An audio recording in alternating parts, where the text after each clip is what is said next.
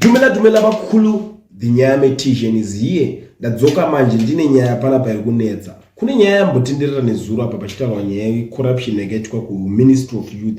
So pakutenderera kwenyaya iyi munhu anga achifambiswa ari pafront page the Minister of Youth uyo anoitwa Honorable Tinoda Machakaire. But panapa avari kuzobudawo vari kutaura vaTinoda Machakaire vari kuzvijustify kuzvichenesa because unoziva kuti kana ukatanga kupendwa nezibhurashu rembavha unonga unzi watamba nembavha uri mbavhawo. Zvakafanira kuti ungobatwawo nembavha iwo dziri kutiza kana uri mumota ine mbavha unongonzodziya moto wembavha wobva unzi newewo futi uri mbavha unotozochenurwa watosvika kana najaji orunani kana naidzo mbavha dzikatoda futi zvinogona kutoti tanga tiri tese. So panapa Honorable Machakaire vari kuti I become Minister of the newly established Ministry of Youth in September 2023. It is outragely malicious to allege misappropriation of assets on my part in 22 when the ministry was non-existent. The attempt to banish my name and character is ill-founded and prosperous.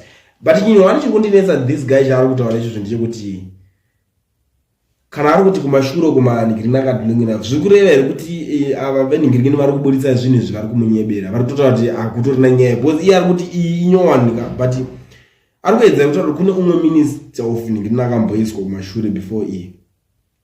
I don't know but that's the way yaari kuzvijustify iye ende inini handikwanisa kudairira naye pane paari kuzvijustify because mazimbabwenzi akatsamwa mazimbabwenzi tine hasha iwe kubirwa kunakidze kwewe ungonzi paluto chakati because mari inenge iri yenyika haisi mari yababa vake haisi mari yenhaka ikasiyiwa nehama dzake imari yeZimbabwe. Saka mari yeZimbabwe ukatonzwa apa isati kusekerere and hatikwanisa kukumirira kana kubuda tichitaura kuti ninga azoti chakati muregererewo tinge tichitoti kana aripo paline apo revanhu vacho tongoti ndiye muroyi ngarotsvimbo musoro chichi ngaabholonjwe kana zvichitoita kana kuti kana pane evidence dziri kungoenderana as long as bosi tikubhoikana ka Zimbabwe guys kutaura chokwadi iri kutambura nyika inei.